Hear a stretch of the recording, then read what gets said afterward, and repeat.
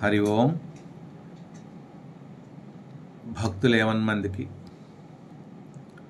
సద్గురుల యొక్క శుభాశీస్సులు తెలియజేస్తూ, నేటి విషయం సుఖములు ఎన్ని విధములు, అవి ఏమిటి, ఏ సుఖం వలన మానవుడు నిత్యానందం కైవల్యం పొందుతాడనే విషయాన్ని తెలుసుకుందాం. పిపీలికాది బ్రహ్మ పర్యంతం, చీమ మొదలు బ్రహ్మ వరకు సకల చరాచర జీవులన్నీ కూడా, సకల జీవులు కూడా సుఖాన్నే కోరుకుంటాయి, దుఃఖాన్ని ఏవి కోరుకో. అయితే ఆ సుఖాలు మూడు రకాలండి. ఒకటి ఐహికము, రెండు ఆముష్మికము, మూడు కైవల్యం. ఐహిక సుఖం అంటే ఏమిటి? ధనము, బంగారం, ఆభరణాలు, వస్తువులు, స్థలాలు, ఇండ్లు, వాహనాలు, వీటితో విషయ సుఖాన్ని ఏదైతే పొందుతామో దాన్ని ఐహిక సుఖం అంటారు. దానితో పాటు బంధువులు, పుత్రులు, మిత్రులు, కళత్ర, ఇవన్నీ కూడా బంధబాంధవ్యాలతో కలిగినటువంటి సుఖాన్ని కూడా ఐహిక సుఖం అని అంటారు. ఇటు వస్తువులతో కలిగిన సుఖము, బంధుబాంధవ్యాలతో కలిగిన రెండింటిని కలిపి ఐహిక సుఖం అంటారు. ఇక రెండవది యజ్ఞయాగాది కర్మల వలన కలిగినటువంటి యజ్ఞాలు, హోమాలు, క్రతువులన్నీ చేస్తారు కదా. అటువంటి యజ్ఞము, యాగము, క్రతువులు చేసినటువంటి యజ్ఞాల ద్వారా కలిగినటువంటి ఈ యజ్ఞాలు చేయటం వలన ఆ పుణ్యఫలాల్లో స్వర్గలోకంలో కలిగినటువంటి భోగాల్ని ఆముష్మిక సుఖము అంటారు. ఒకటి ఇక్కడ ఉన్నదాన్ని ఐహికము, స్వర్గలోకంలో పొందిన దాన్ని ఆముష్మిక సుఖాలు అంటారు. ఇక ఆత్మసాక్షాత్కారము వలన కలిగే సుఖాన్ని కైవల్యము అంటారు. ఐహిక ఆముష్మిక సుఖాలు అనిత్యాలండి. చివరిదైనటువంటి కైవల్య సుఖము శాశ్వతమైంది, నిత్యమైంది. కైవల్య ఆనందము శాశ్వతమైంది. అందువల్ల మానవుడు పరమ ఉత్కృష్టమైన స్థితి పొందుతాడు. ఎన్నడూ కూడా దుఃఖాన్ని లోనుకాడు, నిత్యానందంతోనే ఉంటాడు.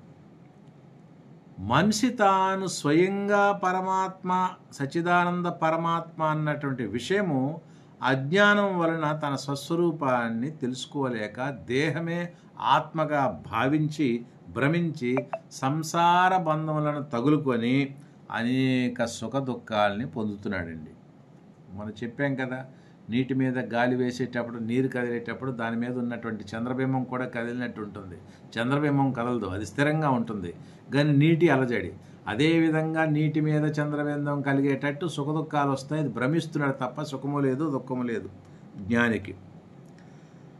తత్వజ్ఞానం వల్ల తన నిజస్వరూపాన్ని తెలుసుకొని సంసార బంధం నుండి విముక్తుడు కావాలంటే కైవల్య సుఖాన్ని మాత్రమే కోరుకోవాలి.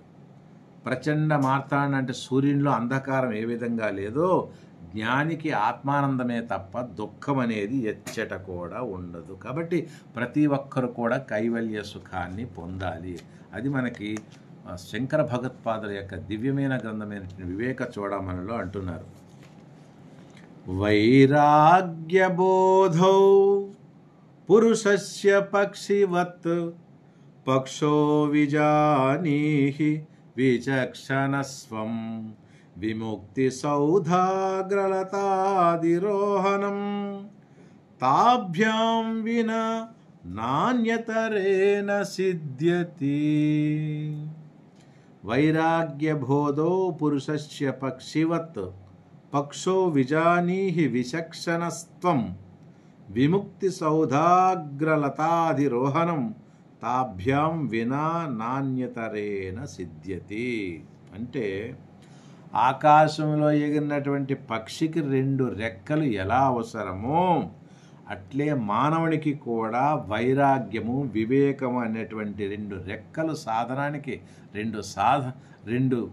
ఒకటి వైరాగ్యము, వివేకం అన్నటువంటి సద్వస్తువులు రెండు మానవునికి అత్యంత అవసరం, రెక్కలు లాంటివి.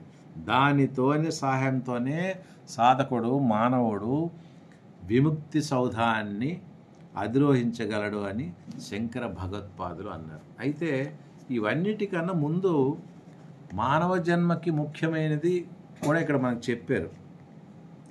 దుర్లభం త్రైమేవా తత్ దైవానుగ్రహ హేతుకం మనుష్యత్వం ముముక్షత్వం మహాపురుష సంశ్రయ.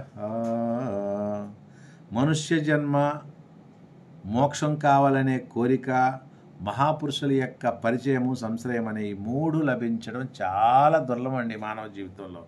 ఇవి కేవలము దైవానుగ్రహం వల్లే కలుగుతాయి. కాబట్టి అటువంటి దివ్యమైన భవ్యమైన మనుష్య జన్మలో వచ్చినటువంటి మనము చక్కగా కూడా మరి ఆ ఐహిక ఆముష్మిక సుఖాలను విడిచిపెట్టి కైవల్య సుఖాన్ని మాత్రమే కోరుకుండాలి. అందుకే మనకి ఈయన ఒక దత్తాత్రేయ సంహితలో కూడా ఒక చక్కటి విషయాన్ని చెప్పారండి. వాంఛంతి జన్మ మానుష్యం భువి దేవై శతక్రతు అన్నారు. అంటే మనమందరము కూడా ఈ శరీరాన్ని చిన్నం కాకముందే దుఃఖ సాగరాన్ని దాటడానికి ప్రయత్నించాలి.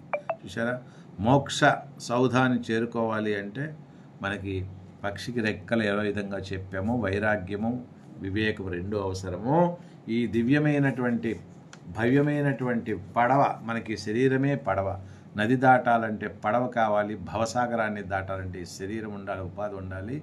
దీన్ని చక్కగా ఈ శరీరంతోనే ఐహిక ఆముష్మిక సుఖాలను విడిచిపెట్టి కైవల్య సుఖాన్ని కోరుకోవాలని చెప్తూ ఎవరైతే ముముక్షు ఉంటారో వారికి తీవ్రమైనటువంటి వైరాగ్యం